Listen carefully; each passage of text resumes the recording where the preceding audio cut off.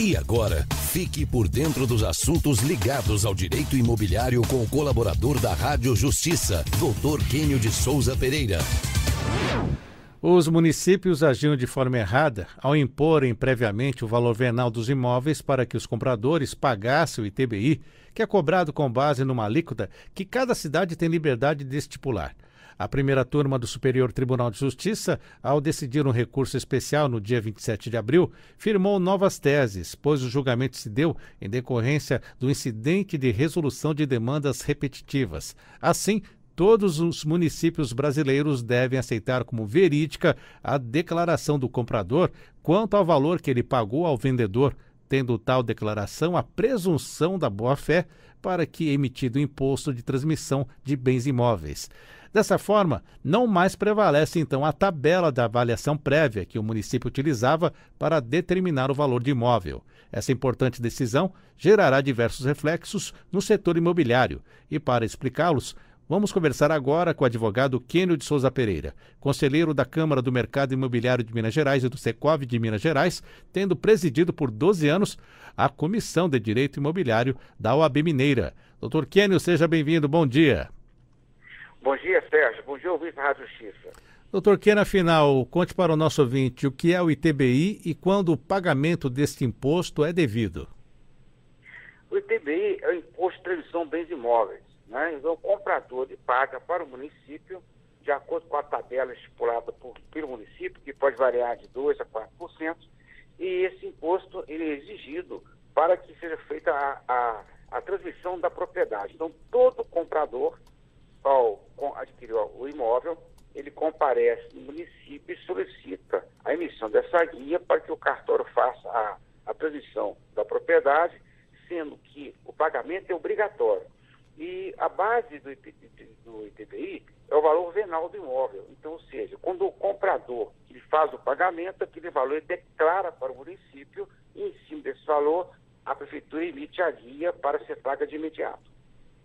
Doutor Quênio, o STJ ele já tinha julgado questões relativas a esse ITBI de maneira a proteger os contribuintes, sendo que o senhor, como advogado, sempre defendeu ser uma arbitrariedade o município impor o valor venal acima do que o comprador pagou ali de fato, efetivamente ao vendedor.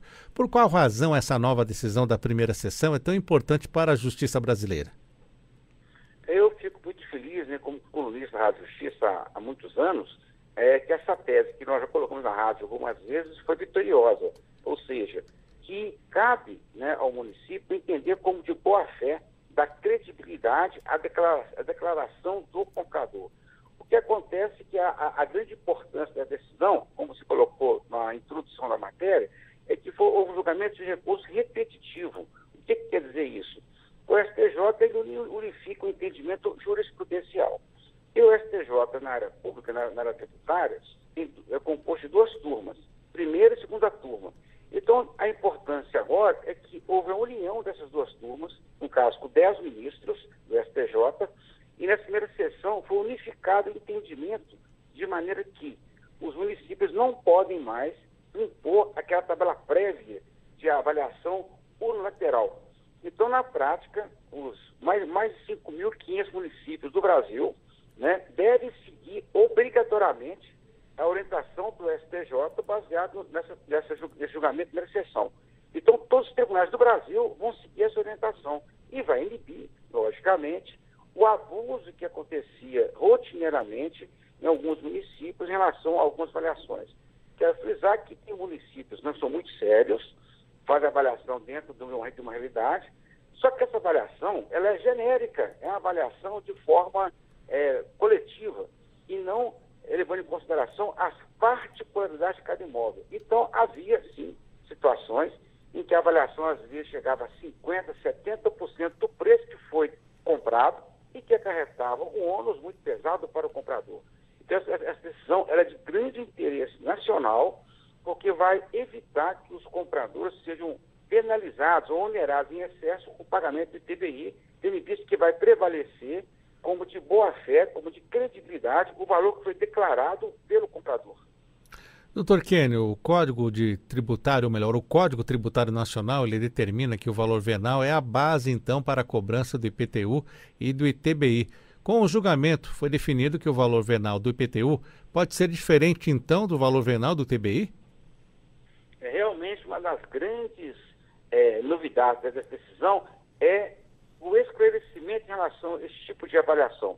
Então, o IPTU, de acordo com o STJ, né, tem uma avaliação genérica, baseada em localização, tamanho do imóvel, ou seja, é uma avaliação em massa.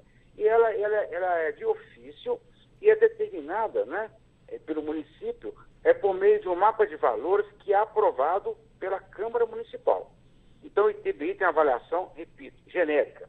Já o ITBI, a avaliação é pontual, é avaliação baseada, primeiramente, na declaração do comprador. Então, o comprador declara aquele valor, o município pode fazer a avaliação específica e, caso o município entenda que aquela declaração não é crível, não é de boa-fé, ou que há uma disparidade enorme, o município tem o direito de fazer um processo administrativo para apurar o valor. Ou seja, o município ele tem a prerrogativa em relação ao ITBI de fazer um processo para apurar se a declaração é verdadeira. Logicamente, vai fazer isso quando ocorrer um fato muito específico. Então, já o ITBI ele não pode ser arbitrado previamente como o IPTU. São características diferenciadas. E o ITBI tem que ser levado em consideração que a avaliação do imóvel, o que é o preço de mercado? Aquilo que é negociado. E, logicamente, ninguém melhor do que o comprador-vendedor para saber quanto é que vale o imóvel deles, né? Então, cada vendedor e o comprador estabeleceu o preço de acordo com o estado do imóvel, as benfeitorias, são particularidades, né, que acarretam uma variação de preço. Quero aqui até dar um exemplo prático, né, que está aí no YouTube, na internet, no caso da mansão da grande artista, né, da rainha da televisão, Hebe Camargo. Hebe Camargo tem uma mansão no Morumbi, que foi avaliada em 9 milhões de reais, e está na internet aí, que em função do falecimento dela, a casa foi abandonada e hoje está sendo vendida por 2 milhões de reais, ou seja, a casa está em um estado precaríssimo e até por 2 milhões está com dificuldade de vender. Ou seja, é um fato, estou comentando aqui na rádio, de conhecimento nacional. Então, o imóvel, ele pode, né, no momento, ter valido 9 milhões de reais. Mas hoje, em função do estado precaríssimo do imóvel, né, ele foi avaliado por 2 milhões. Ou seja, o município não tem como fazer essa avaliação pontual de cada caso. Então, cabe ao município, primeiramente, confiar na declaração como verdadeira do comprador. Se ele falou que comprou o imóvel por X, não cabe ao município fazer uma avaliação superior para onerar o comprador. Doutor Kênio, estamos falando de pessoas de boa fé que vai declarar o valor correto, vai até declarar isso no imposto de renda, mas como combater também os espertalhões que agem de má fé? É um fato interessante, porque o próprio artigo 148 do Código Tributário Nacional estipula que o município, ao perceber que há uma disparidade muito grande, ele tem o direito, né, de fazer esse processo regular para apurar o valor, ou seja, o município tem esse instrumento legal. Então, na prática, aquela pessoa que agir de má fé, ela pode vir a ser surpreendida com a estipulação do município em relação a abrir um processo. Outro fato interessante, nada impede que o município emita a guia de TBI, ela seja paga e, posteriormente, ele faça essa avaliação. Né? Ele pode colocar até uma avaliação condicionante, né, a uma apuração posterior. Então, na prática, essa decisão do STJ é muito boa para o mercado como um todo, para a população, porque vai flexibilizar essa avaliação do município. Mas, se houver realmente uma situação de uma declaração que não é digna de fé, né, ou uma declaração que visa lesar o fisco tem o direito de abrir um processo, né, e fazer uma apuração mais apurada do caso concreto, e aí sim, provando que a má-fé do contribuinte estabelecer o valor venal de acordo com a avaliação do município. E como o cidadão poderá pedir a correção desse valor venal, já que ele venha maior do que se deve? Ele tem que recorrer a quem? É pela via administrativa das prefeituras? Correto, Sérgio. Você colocou muito bem. Ele pode fazer o recurso, no caso, extrajudicial, administrativo, e oriento que haja uma condução jurídica desse recurso. Por quê? Porque há princípios tributários, o advogado tem que entender da matéria, entender de avaliação de imóvel, para demonstrar para o município que aquele valor que foi declarado pelo comprador é verídico. Quero frisar, trabalho nessa área há mais de 30 anos, era comum, há 20 anos atrás, ocorrer realmente uma declaração abaixo desse mercado para sonegar. Isso é coisa do passado. Por quê? Com a internet, com o cruzamento de dados, a Receita Federal, tudo hoje tem interligado. Outro detalhe importante, quero alertar para o ouvinte da Rádio Justiça, é que há mais de 10 anos a Receita Federal, o governo federal, estabeleceu a DIMOB, que é a declaração imobiliária em que o corretor de imóveis, a imobiliária, os bancos, todo mundo informa para a Receita Federal como foi vendido o imóvel. Ou seja, é difícil hoje sonegar.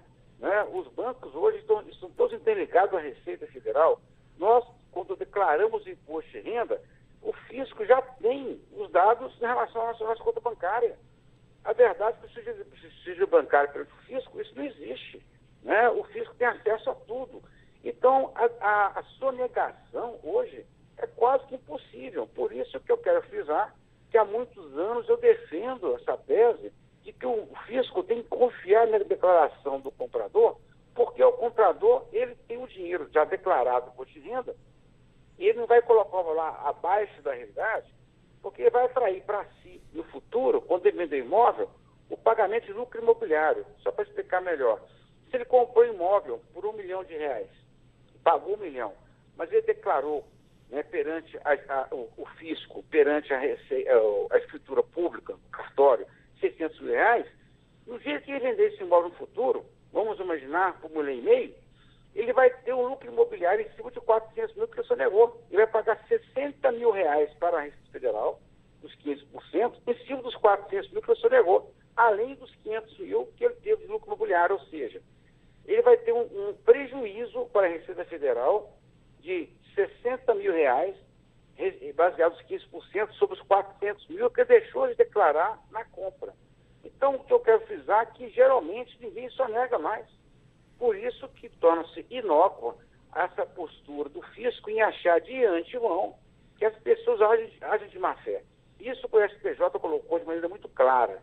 Não tem sentido o fisco, no caso o município, entender que as pessoas agem de má fé. É o contrário. As pessoas agem de boa fé, merecem credibilidade de declaração do comprador e, caso ocorra uma apuração específica de uma inverdade, aí sim o fisco vai fazer esse processo para apurar. Então, eu acho que essa decisão do STJ vai realmente gerar um grande benefício para a população e vai reduzir o custo dos cartórios, porque o ITBI é a base de cálculo para o cartório cobrar os emolumentos para a escritura pública e para o registro do imóvel. Muito bem, doutor Kênio de Souza Pereira, falando hoje sobre decisão do STJ que definiu recentemente que o município deve aceitar como verídica a informação do comprador quanto ao valor que ele pagou ao vendedor, tendo tal declaração a presunção de boa-fé para o cálculo do ITBI. Doutor Kênio, muito obrigado por estar conosco mais uma vez. Até a próxima. Até a próxima. Um grande abraço para todos.